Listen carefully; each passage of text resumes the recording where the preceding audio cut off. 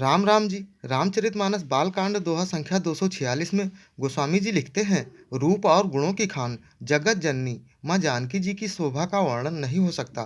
कौन किससे सीता जी की शोभा से उपमा को देकर कुकवि कहलाए। उन लक्ष्मी जी का प्रकाट खारे समुद्र से, जिसको मथने के लिए भगवान ने कठोर पीठ वाले कच्छप का रूप धारण किया।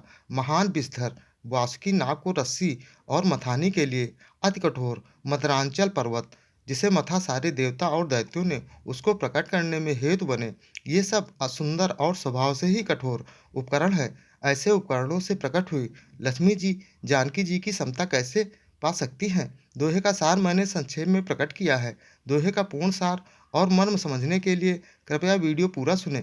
वीडियो अच्छा लगे तो वीडियो को लाइक, चैनल पर नए हैं तो चैनल को सब्सक्राइब कर कमेंट में जय श्री राम जरूर लिखें, क्योंकि ये राम नाम जी चैनल लाया है संपूर्ण रामचरितमानस रामायण की प्रत्येक दोहे की अलग अलग भांति भांति की मोहक मधुर धुनों की सीरीज, जिसे सुनकर आप भी रामचरितमानस को रोज म्यूजिक या बिना म्यूजिक आसानी से अलग अलग भांति की मोहक मधुर धुनों पर गाना सीख सकते हैं और कभी भी घर में, मंदिर में, अकेले या परिवार वालों के साथ या फिर मंडली में गाकर परम आनंद ले सकते हैं।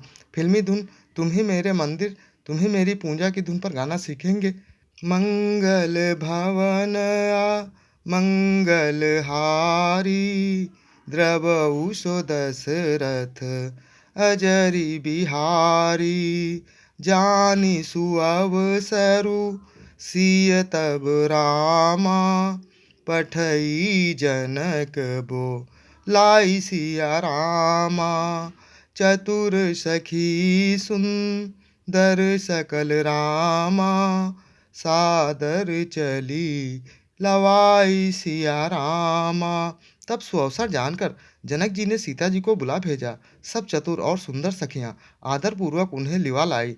सिय शोभा नहीं जाई बखानी, जगदम्बिका रूप गुण खानी, उपमा सकल मोहि लग लागी, प्राकत नारी अंग अनुरागी।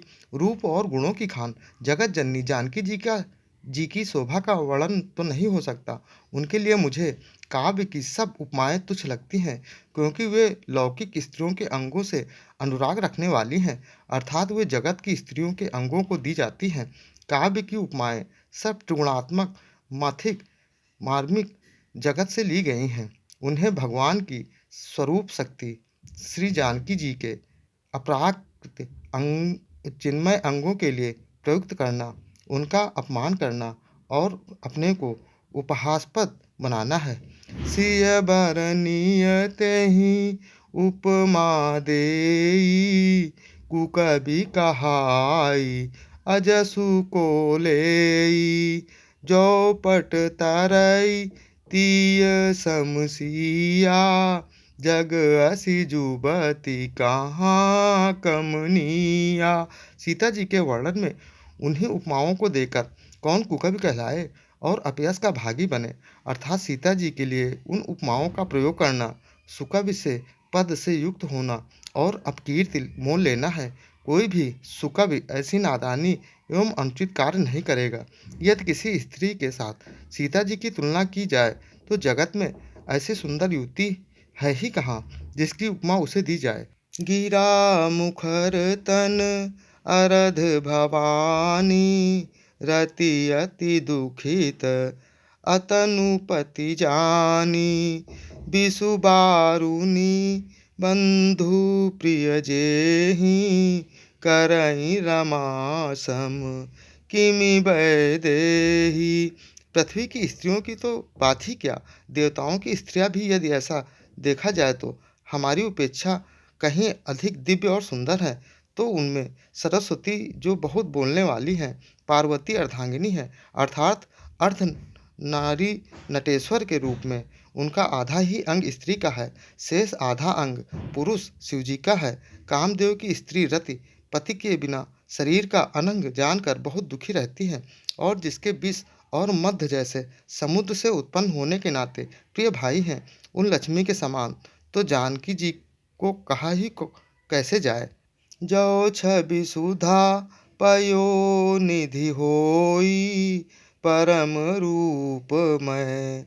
कच्छपु सोई शोभारजु मंदरु सिंहारू। मथई पानी पंकज निर्मारू। जिन लक्ष्मी जी की बात ऊपर कही गई है वे निकली थी खारे समुद्र से, जिसको मथने के लिए भगवान अति कर्कश पीठ वाले कच्छप का रूप धारण किया। रस्सी बनाई गई महान बिस्तर बासुकी नाग की। मथानी का कार्य किया अतिशय कठोर मंदराचल पर्वत ने, और उसे मता सारे देवताओं और दैत्यों ने मिलकर। जिन लक्ष्मी को अतिशय शोभा की खान और अनुपम सुंदरी वाले हैं, उनके प्रकट करने हेतु बने ये सब असुंदर और स्वाभाविक ही कठोर उपकरण हैं। ऐसे उपकरणों से प्रकट हुई लक्ष्मी श्री जानकी जी की समता को कैसे पा सकती हैं? हाँ, इसके विपरीत यदि छवि रूपी अमृत का समुद्र हो, परम रूप में कच्छप हो, शोभा रूप रस्सी हो, श्रृंगार रस पर्वत हो, और उस छवि के समुद्र को स्वयं कामदेव अपने ही कर कमलों से मथे। पिछले अन्य वीडियो देखने के लिए चैनल पर जाएं, या फिर बिना स्पेस दिए #बालकांड दोहा संख्या डालकर सर्च कर देख सकते हैं। जय श्री राम।